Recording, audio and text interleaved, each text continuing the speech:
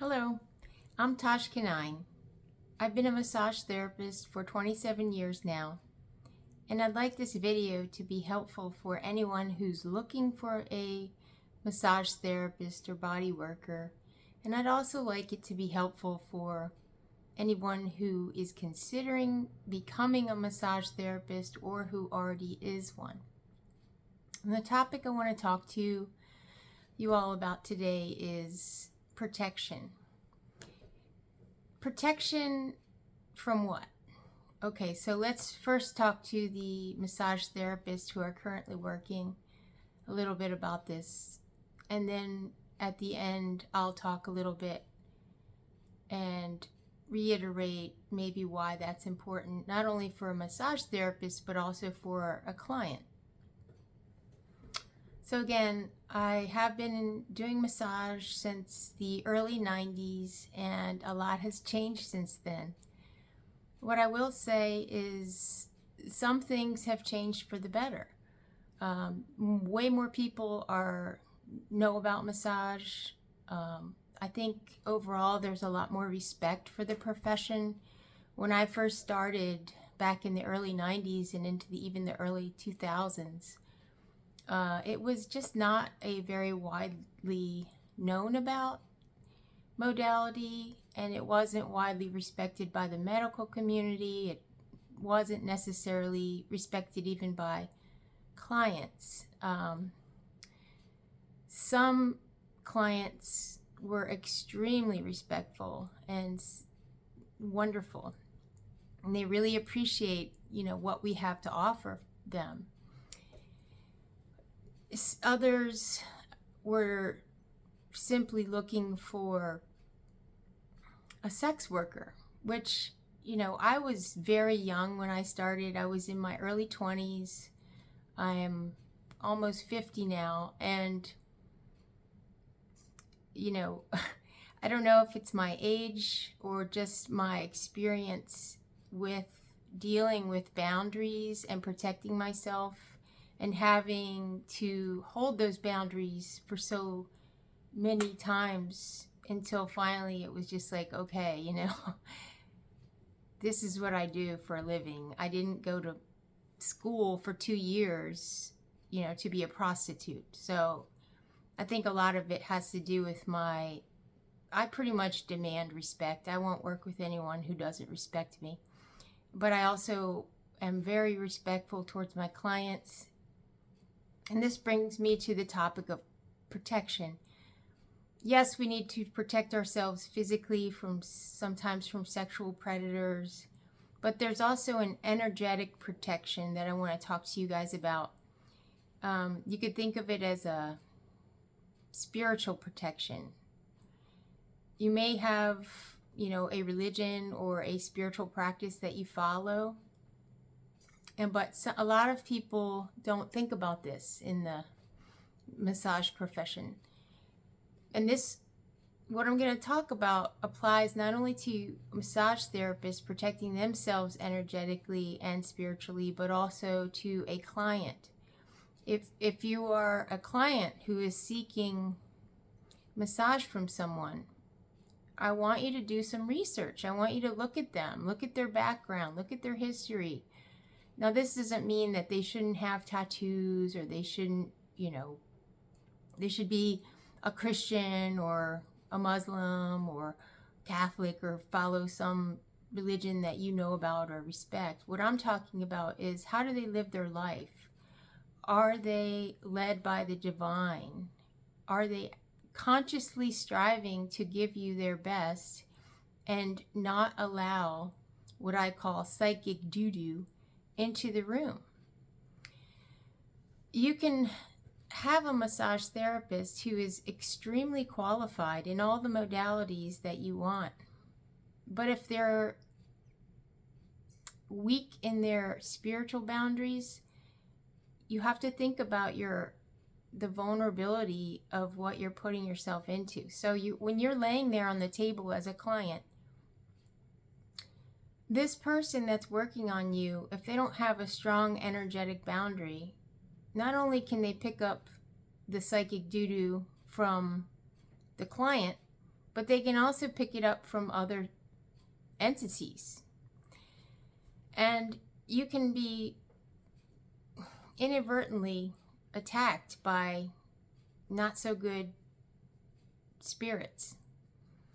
You know, how do you know if this happens to you? One way you know is you feel worse when you leave than when you came in there.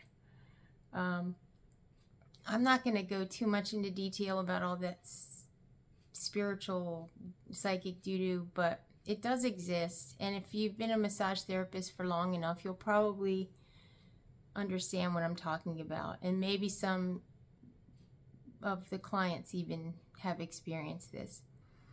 This can happen when people that are giving body work talk too much. It can happen if they're talking and you don't want that. If you're the client and the massage therapist is talking a lot and you just are there to relax and you're not really wanting to hear all their stuff, that's a boundary that's being breached. Now you, as the client, should say something to them and remind them that you're there. This is your time, not theirs. And vice versa. You know, as a massage therapist, if your clients are complaining to you a lot and just bringing in all kinds of, you know, negative energy, and you don't have good energetic boundaries, you can sponge up all that stuff. And so they leave feeling great, and then you feel terrible for the rest of the day. So that's kind of what I'm talking about. And I think a lot of people that do massage are very empathetic people. I found out that I'm actually an empath. I don't talk a lot about it, but what that really means is just I tend to absorb energy and negative energy. And so what I find helpful is going into like a bath, or I have a hot tub I go into at the end of the day. Just getting into some body of water actually helps to cleanse that negativity. Now I have gotten very good about this, and it doesn't really happen much anymore that my empathic energy is those boundaries are not breached very often anymore, because I have a system in place for my own protection. And this really just has to do with my faith, and also a mantra that I practice, which I have another video about. It's called Hue. So if you're interested in trying that as a way to give yourself some spiritual protection as a massage therapist or as a client, you're welcome to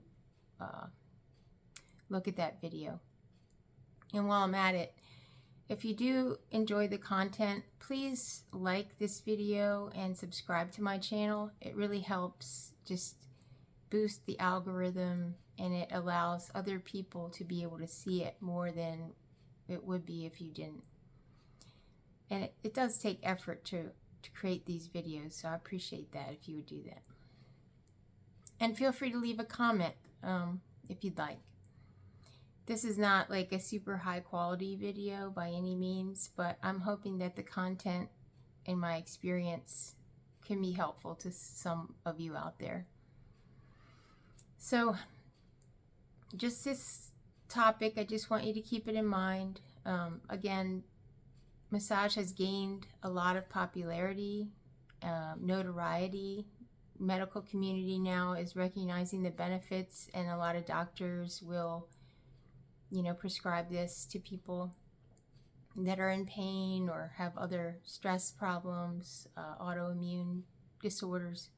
So it's an extremely valuable career, not only for you if you do it correctly and keep your boundaries, but also for the people who are seeking your services if you're a massage therapist. So the point of this is, so I want you to be able to have career longevity. The average massage therapist career life is only 5 years, and this is due to burnout. This is a hard job physically it causes a lot of repetitive stress on the therapist, but also energetically, and it can be very emotionally draining too without proper boundaries. So, simplest thing you can do before you're working on a client is visualize an actual boundary between the two of you. I like to visualize like a clear glass so that anything good can come through me, to me, and through me to the client, but nothing negative can come through. And I consciously say this before I put my hands on my clients, so I would encourage you, that's a suggestion if you would like to try that. And also just make sure you're in the right space. Nobody wants to hear all about our complaints and our problems. So we just have to keep it to ourselves. Be there for the client. And again, if your clients have, some complaints or things they need to talk about and get off their chest, of course you want to be there for them. And it's good to listen. Mostly they want you to listen. They don't necessarily want all of our sagely advice unless they ask for it. So I think as a massage therapist, don't underestimate just being with your clients and holding, a good energy space for them, and just let them talk if they want to, and you don't have to talk a lot unless you feel that they're open to that. And if you're a client, you can do the same thing. Do some research on your massage therapist. Make sure that they're the right fit for you. You don't want somebody who's just, obviously on drugs or, just appears disheveled in some way, emotionally or otherwise, on a consistent basis, because it's just not going to bring in good things for you. But you also, as a client, you can visualize the same thing. You can visualize a clear glass where maybe some good, if you have anything positive or good flowing to you and through you, it can go to your therapist, but nothing negative can come through to you from them or from anywhere in the room. So anyway, that's all I wanted to say. I just want to kind of bring that to people's attention. And I'll end with this because I want to make another video on this topic. But although massage and bodywork is more popular than ever, in my experience, the quality of massage and bodywork is not as good as what it was when I first started many, many years ago.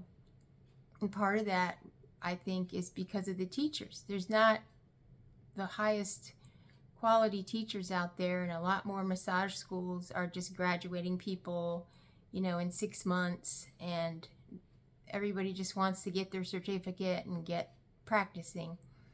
But I think it's important to get hands-on training from someone who has many years of experience. I have 27 years of full-time experience, and I've taken many, many continuing education classes in that time. And I offer hands-on training to small groups of massage therapists that want to learn, how can I get better at what I do? And how can I earn an income that is not only fair to me, but helps me, that I can do this for the rest of my life if I want to. You don't want to burn out in 5 years or 10 years. So I'm going to make another video about how you can contact me, and if you'd like to learn a little bit more about career building, business. I own my own business, and I have for 26 years, 25 years. So anyway, we all have to start somewhere, but just keep that in mind. You want to be able to work for yourself at some point, have your own studio, contact me and I will offer that. Thank you. I hope this video blesses you.